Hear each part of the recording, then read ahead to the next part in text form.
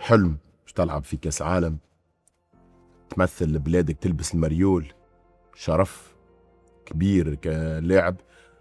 طلع من الجنوب التونسي وخاصة من جابس. إذا تشوف بداياتي معناتها ما تقولش اللي نجم نوصل للمستوى هذاك، ولكن الحمد لله تلعب في كأس عالم وتسجل هدف في كأس العالم. كان هدف شخصي بالنسبة لي أنا، ولكن أيضا حلم كبير ياسر تحقق.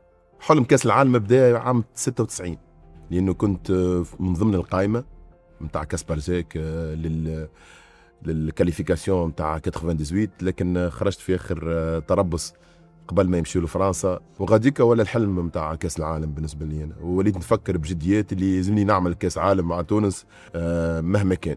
وغاديكا بديت نخدم، يعني الناس ترقد وانا نمشي نخدم. ما كانش كافيه معناتها نترنا في البارك.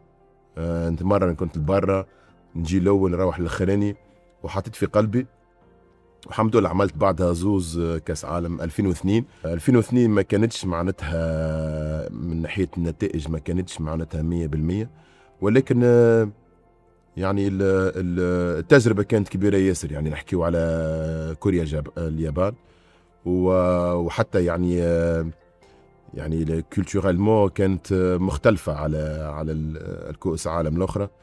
الفريق مشينا في اخر دقيقه، ما كناش حاضرين 100%، لكن حاولنا على اكثر ما يلزم باش نوصلوا نعملوا حاجه. عملنا ماتش نول مع بلجيكا الماتش الثاني.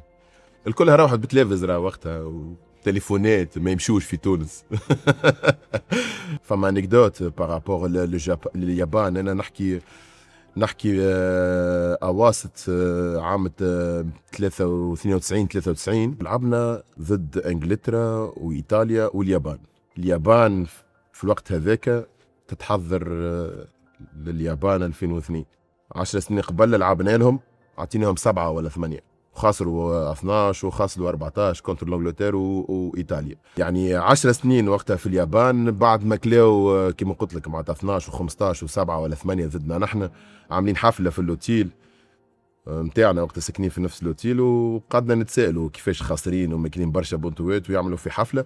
قالوا لنا رانا نحن العبره بالمشاركه وقاعدين نحضروا 10 سنين قدام، الجينيراسيون هذه نحضروا فيها ل 2002. 2004 هزينا الكوب دافريك.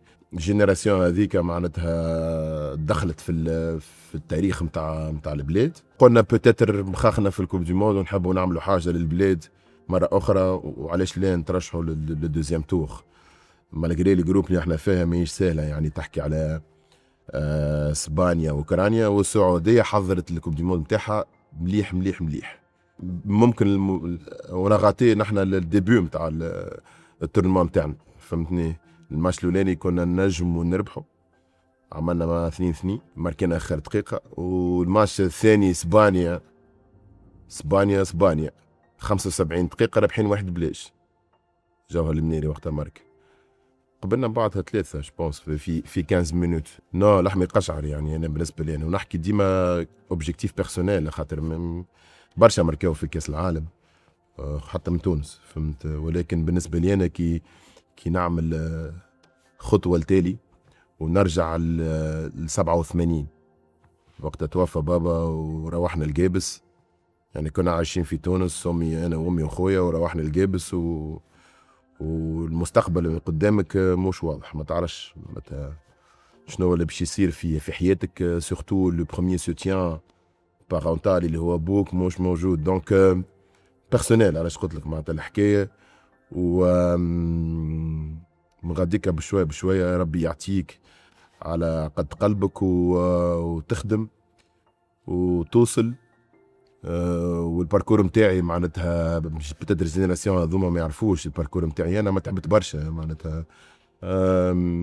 مركي في اكبر تورنوا في العالم واسمك يتحط معناتها سي انورم بالنسبه لي. انا شرف كبير ياسر باش نكون تونسي وحامل المريول التونسي وسجل هدف في كاس العالم. بالرغم اللي قبل الماتش نعرفش شكون بحذايا قلت له راني حاسب باش نماركي بونتو، ما نعرفش ما حاسب باش نماركي. تلعب كاس العالم، تمثل بلادك ولابس المريول وتسمع النشيد الوطني متاعك، احساس اذا ما تحسش بيه ما لعبتش كورة بالنسبة لي.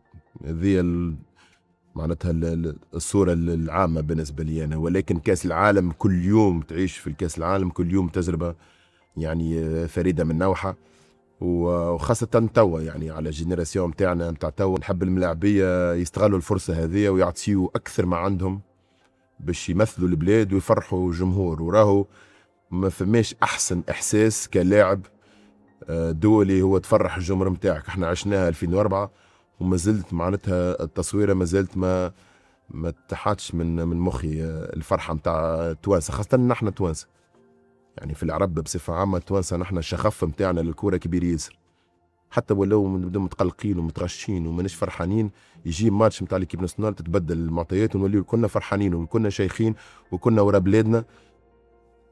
هذاك أحسن إحساس.